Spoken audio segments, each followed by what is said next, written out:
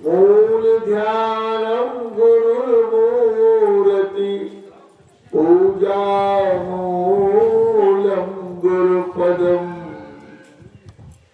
मंत्र मूलम गुरुर्वाक्यम मोक्ष मूलम गुरु कृपा।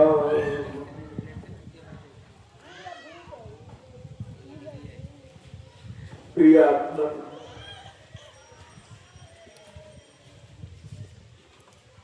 धूल पहाड़ी गांव के सभी महानुभाव, आप सबों को हमारा हार्दिक अभिनंदन।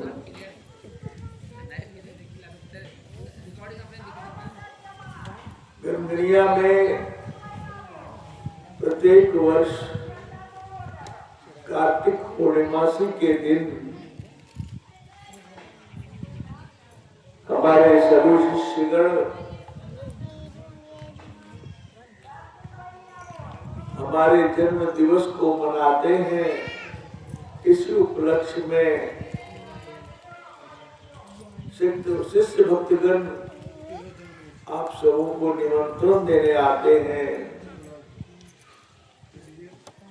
कि आप लोग भी हमारे यहाँ पधारे, भोजन भंडारा पाएं और आत्म कल्याण के लिए कुछ संतों के वचन को सुने।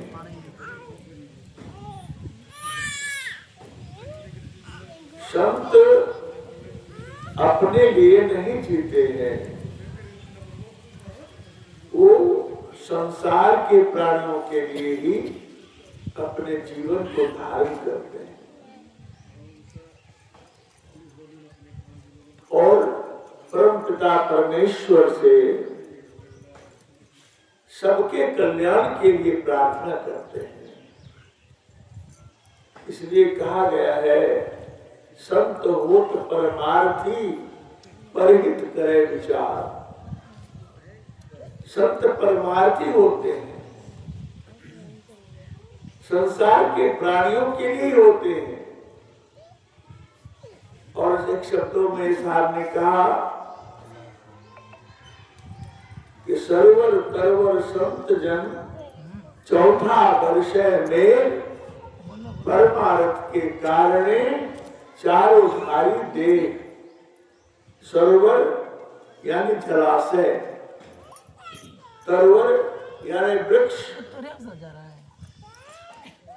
और संत जन ये अपने लिए नहीं जीते, यह संसार के सभी प्राणियों के लिए जीते हैं। और चौथा वर्ष में वर्षा जो होती है, मेघ जो बरसती है, लोक कल्याण के लिए।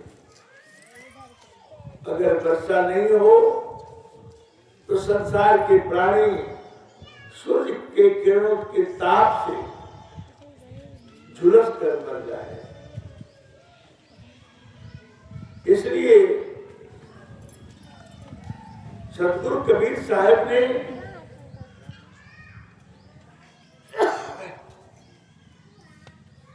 इस तरह की बात कही। इस पर विचार जरूर करना चाहिए। और संत की बात जहां तक आती है तो संत उसे कहते हैं जो शांति को प्राप्त कर लिए होते हैं। उनके जीवन में काम, क्रोध, लोभ, मोह, अहंकार नहीं पनप सकता। इसके वशीभूत नहीं रहते, वही संत कहलाते हैं। इनके बस में नहीं होते और संसार के प्राणी इन्हीं के बस में होते।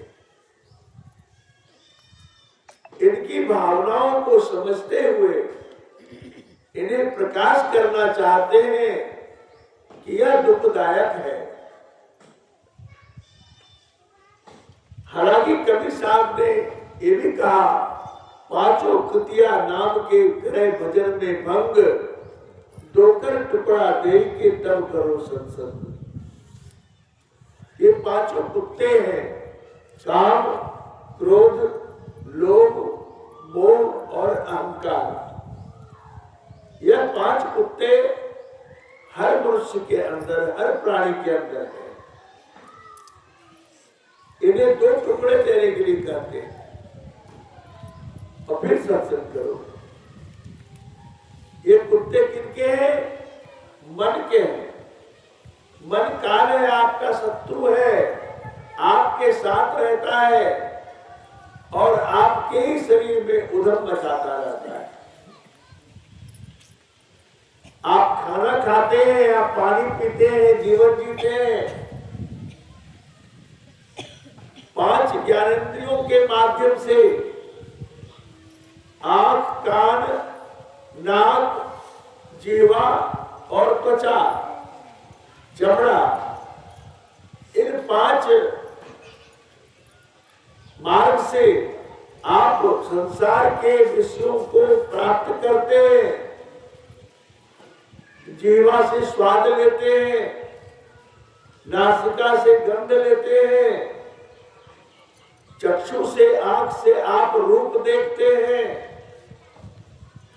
और कर्ण से, कान से अच्छे शब्द सुनते हैं, चमड़े से स्पर्श करते हैं। यह जो है, यह आपको आपके काम, क्रोध, लोभ, मोह, अहंकार को बल प्राप्त कराता है। जो भी भोजन करते हैं, जो भी जीवन जीते हैं, इन सभी से आपके मन प्रबल होते हैं और मन के जो ये पांच कुत्ते हैं, इनको बल प्राप्त कराते हैं। तो संतों का जीवन इसलिए परमार्थिक होता है कि वो इन सबको साधते हैं। जो इन सबों को साधते हैं वही संत कहलाते हैं। इसको समझ लेना, इसकी परीक्षा ले लेना, इनको जान लेना प्रत्येक प्राणी का कर्तव्य है। क्योंकि थोड़े से जिंदगानी में समय बहुत कम है। यूं तो प्राणी 84 लाख जोड़ियों में परिभ्रमण कर रही है। हम ही अपने कर्मानुसार कुत्ते की जोड़ी धारण करते हैं, बिल्ली की जोड़ी धारण करते हैं, सियार की जोड़ी धारण करते हैं। हम ही अपने कर्मानुसार कीट पतंगों में जाते हैं। हम ही इन सभी चराचर जीवों में परिभ्रमण करते हुए एक दिन मनुष्य के शरीर को प्राप्त करते हैं। और मनुष्य के शरीर का प्राप्ति कर लेना केवल इसलिए है कि आपको समय दिया गया है परमपिता परमेश्वर की ओर से कि आप अपना सुधार करें। इसलिए साहब ने कहा, मानुष जन्म सुधारो सारो, धोखे काहे बिगाड़ो, मानुष जन्म सुधारो साधो। ऐसा समय बहुरी नहीं पैयो, जन्म जुआ मत हारो,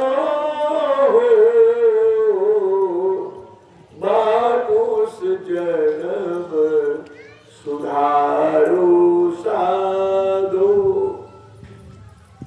साहब कबीर ने कहा, हे साधो, हे साधना करने वालों, मनुष्य जीवन को पाकर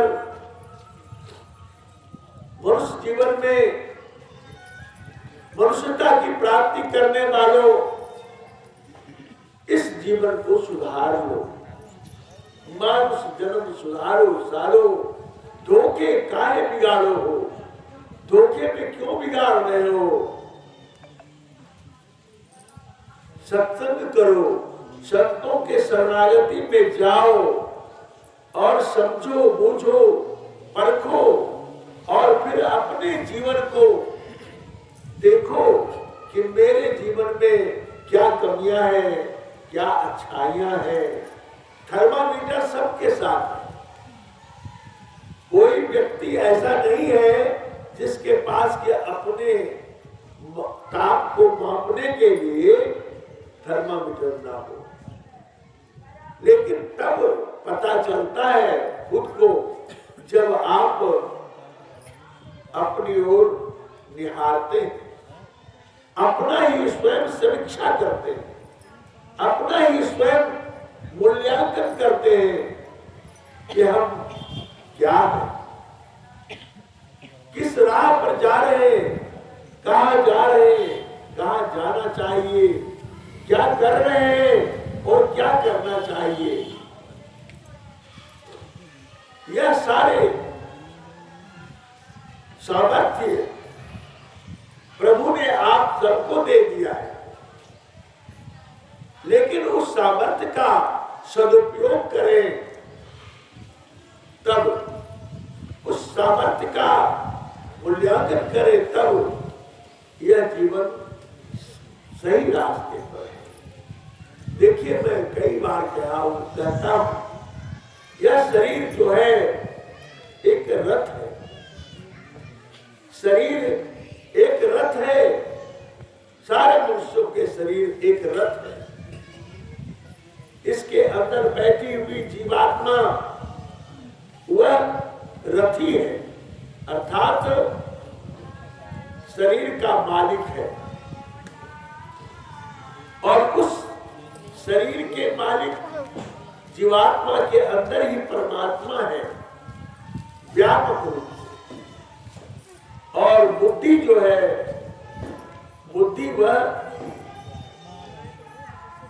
बुद्धि आपके सारथी है जो रथ को चलाने वाला है। घोड़ा आपकी इंद्रियां हैं और मन जो है, आप उन घोड़ों से लगाम लगाकर आपकी बुद्धि उसे चलाने वाला है। और मार्ग इस संसार में चलने के लिए दो तरह के मार्ग हैं, एक कुमार्ग कहलाता है, एक सुमार्ग कहलाता है। बुद्धि अगर इस शरीर का रथी मालिक अगर अचेत हो जाता है तो बुद्धि जो है वह भी निश्चित हो जाता है कि मेरे ऊपर कोई नहीं है। अपने बुद्धि में जो विचार उठने लगते हैं वो सोचता है कि कोई हमारे ऊपर नहीं है, जो हूं सो मैं। बुद्धि का विवेक जो है समाप्त हो जाता है, और जब विवेक की समाप्त हो गया तो मन रूपी लगाम जो है, जो घोड़े इंद्रिय रूपी घोड़े से लगा हुआ है, वह हाथ से छूट जाता है। जब लगाम ही छूट गया, बेलगाम का घोड़ा हो गया, बेलगाम का इंद्रिय रूपी घोड़ा हो गया, तो सुमार्ग को छोड़कर कुमार्ग की ओर चल देता है। जब कुमार्ग की ओर जाता है तो पता नहीं वह संपूर्ण रथ को लेकर कहां जाएगा। खाई में ले जाएगा, पहाड़ की चोटी पर चढ़ाएगा, या उस खाई में गिर करके संपूर्ण रथ सहित जो रथ का मालिक है उसको भी दुख प्राप्त कराएगा। इसलिए सत्य कहते हैं कि भाई इस पर ध्यान देना चाहिए कि हम संपूर्ण शक्ति के साथ ज्ञान विवेक के साथ इस शरीर में है। यह मनुष्य तन मुझे प्राप्त हुआ है और परमात्मा ने हमें सर्वगुण से सुसज्जित कर दिया है और हमें अब चलने का विवेक करना चाहिए। हम कैसे चलेंगे? अगर इस बात का विचार नहीं हुआ तो इस संसार में प्राणी दुख पाते हैं। प्राणी दुख पाते हैं इसलिए संसार के वस्तुओं में, संसार के विषयों में उसे क्षण भर के लिए तो आनंद आता है, लेकिन उसके पीछे दुख का पहाड़ होता है। यह विचार करें कि कोई वस्तु परिवार के ही हो, बाल बच्चे हो, समाज के हो, जीवन में जो भी वस्तु आप प्राप्त करते बाह्य इंद्रियों से, जो इंद्रियों को अच्छा लगता है वह शाश्वत नहीं है, यानी सत्य नहीं है, रूपांतरित हो जाता है, बदल जाता है, एक जैसा नहीं रहता है। और जब एक जैसा नहीं रहता है तो हमें दुख दे जाता है। चाहे धन हो, जवानी हो, यौवन हो, चाहे सम्मान हो, मान हो, चाहे जो भी पदार्थ संसार में आपको प्राप्त हुआ है, हो रहा है और होता रहता है, वह सभी बाह्य रूप से क्षणिक है, क्योंकि यह प्रकृति से बना हुआ सारा संसार एक जैसा रहने वाला नहीं है, यह बदल जाता है। आप जीवन में देखते हैं कि अपने भारत में 6 ऋतुएं हैं, 12 महीने होते हैं। यह साप्ताहिक जीवन जीते हैं, प्रत्येक दिन गुजर जाता है, प्रत्येक क्षण, प्रत्येक पल गुजर जाता है, उसमें भी बदलाव होता है, बदलता रहता है, समय एक जैसा नहीं रहता। इसको देखकर भी इंसान इस ज्ञान को ग्रहण नहीं करते कि हमारा जो समय है वह बदल जाता है और वही हम हैं, और हमसे बदलने पर हमें क्षोभ, दुख और शोक की प्राप्ति होती है। इसलिए संत बार बार समझाते हैं संसार के प्राणियों को कि हे प्यारे, हे मेरे प्रियजनों, आप अपनी ओर देखो और अपना विचार करो। संसार की पूजा पाठ जो भी करते हैं यह भी क्षणिक है, यह भी सत्य नहीं है। सत्य तो आप है। आप इस शरीर में अगर कोई सत्य है तो एकमात्र आप है। आप कौन है? आप शरीर नहीं है, आप इंद्रियां नहीं है, आप मन नहीं है, आप बुद्धि नहीं है, अहंकार चित्त नहीं है, हाथ पैर गुदा लिंग रचना घ्राण नहीं है। आप इसमें रहने वाली एक चेतन आत्मा है जो इस बंधन में पड़े हुए हैं और इस उपमंडूक रूपी शरीर में सोचते हैं कि हम बहुत कुछ हैं और इस शरीर का अभिमान करते हैं। क्षण में यह शरीर खत्म हो जाने वाला। जब खत्म भी हो जाता है कोई परिजन तो अपने मन को विश्वास हो रहता है कि अभी तो हम हैं। थोड़ी देर के लिए शोक मना लेते हैं, फिर सारे शोक को भूल जाते हैं। ऐसा अनेकों जन्म में गुजारे हैं आप, क्योंकि यहां तो 3 ही काम होता है, जन्म लेना, फिर कुछ दिन ठहरना फिर विनष्ट हो जाना, मर जाना। ऐसे जीवन बदलते रहते, इसका क्रम बदलता रहता है, इसका हर समय बदलता रहता है। तो इस पर विचार करके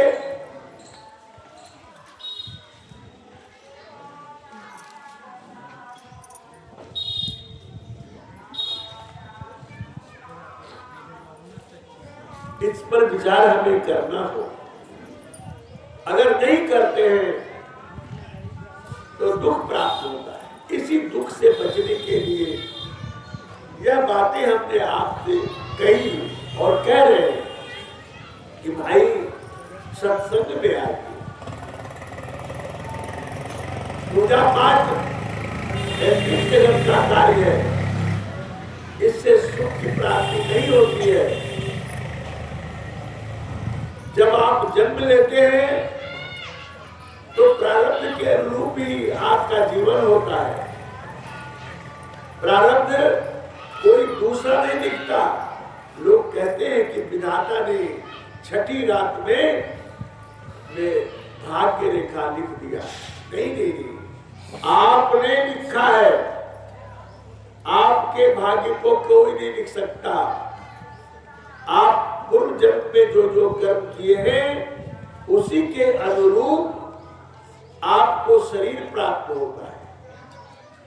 चाहे 84 लाख जोनियों में जाए या फिर मनुष्य मिल जाए, वह आपके पुण्य और पाप की कृतियों का फल है। इसलिए आप कृपया इस बात को समझे, कोई दूसरा लिखने वाला नहीं है। लोग इस बात को यदि समझ लें तो इनके जीवन का कल्याण हो जाए। इस संसार में लोग पूजा पाठ करते हैं, लेकिन वह पूजा नहीं है। आरती दिखा लेना, उस फूल चढ़ा देना और ये सब जो भी करते हैं, व्रत करते हैं, भूखे रहते हैं, उपवास करते हैं, ये सब पूजा नहीं है। लोग दुर्गा पूजा करते हैं, दुर्गा का अर्थ नहीं जानते। दुर्गा का अर्थ है शक्ति। शक्ति की पूजा करते हैं। तो शक्ति की पूजा क्या है? शक्ति कहां से प्राप्त होती है? शक्ति ज्ञान से प्राप्त होती है। ज्ञान शक्ति से बड़ा और कोई शक्ति नहीं है। और हम अज्ञान में पूजा कर रहे हैं। जिस दिन हम समझ जाएंगे कि ज्ञान क्या चीज है, तो आप जरूर ध्यान करें और ध्यान करके कांस्टेंट करके अपने आप को अपने भीतर अपनी अवस्था तक पहुंच पाएंगे। आप कौन हैं, कहां से आए हैं, किस लिए आए हैं, क्या कर रहे हैं, आप यह जानेंगे कि हमें क्या करना चाहिए। तमाम बातों को जानने के लिए अपनी चेतना को गुरु के शरण में रहकर और ज्ञान में आकर गुरु के बताए लक्ष्य में लक्षित होकर के अपने अंतर की साधना करेंगे, ध्यान करेंगे, ध्यानाभ्यास करेंगे, तो आपको प्राप्त होगा कि आप कौन हैं, कहाँ हैं, कहाँ थे, किस लिए आए हैं, पूर्व में कहाँ थे, क्या स्वरूप था आपका, फिर आगे क्या होने वाला है। यह भूत, वर्तमान और भविष्य तीनों काल के ज्ञाता हो जाएंगे। हर प्राणी ज्ञाता हो सकते हैं। कब? जब वो अपने अंतर की यात्रा करेंगे तब। नहीं तो बाहर में पंडित जी बताएंगे यहाँ गच्छा, यहाँ तिष्ठा करो, सारी जिंदगी इसी में चली जाएगी। आप अपने आप को नहीं जान सकते हैं। जैसे पशु नहीं जानता है वैसे मनुष्य का शरीर पाकर भी आप केवल संसार में खाना पीना और कमाना और विषय भोग करना, इतना ही करके संसार से यह शरीर तो धीरे धीरे बुढ़ापा की ओर आ जाएगा और संसार से फिर जाना पड़ेगा, कुछ लेकर नहीं जाएंगे। यही सब, इसलिए अज्ञान जन्य भाव में रहकर लोगों ने यही एक मुहावरा बना लिया कि खाली हाथ आए थे या खाली हाथ जाएगा। ये कहने लगे खाली हाथ आए थे, खाली हाथ जाएगा। भाई खाली हाथ आप नहीं आए, आपने अपने पूर्व जन्म के कर्मों के कमाई को लेकर आए और अभी जो कर्म कर रहे हैं, इन कर्मों की कमाई को आप लेकर जाएंगे। मुट्ठी बांधे आए और हाथ पसारे नहीं जाएंगे, मुट्ठी बांध कर जाते हैं। बुलावा दिया लोगों ने, आप बुरे कर्म करके जाएंगे तो बुरी कमाई करके जाएंगे और आगे जन्मों में आपको उसी कर्म उसका फल के साथ आपको जन्म हो जाएगा, चाहे जैसे जोनियों में जाए और फिर वहां भोगेंगे। नरक स्वर्ग कहीं नहीं होता है, नरक स्वर्ग यही संसार है, इसी में जन्मते हैं। 84 लाख जोनियां जो है वह नरक जोनी है और स्वर्ग जोनी जो है मनुष्य जोनी है। और मनुष्य जोनी में भी लोग नरक का दुख भोगते हैं। डायबिटीज हो जाए, हार्ट डिजीज हो जाए और किडनी फेल हो जाए और ये सब बीमारियां जब होने लगती है तब सब कुछ सुंदर भोजन रहते हुए भी वो नहीं खा पाते। डॉक्टर मना कर देते हैं, मन में तरस होती है कि मैं भी खाता, लेकिन नहीं खा सकते। सारी बीमारियां आ जाती है, तब से वह जान ले कि अब नरक की यातना होने लगी और मरने के बाद उन्हें नरक की प्राप्ति हो।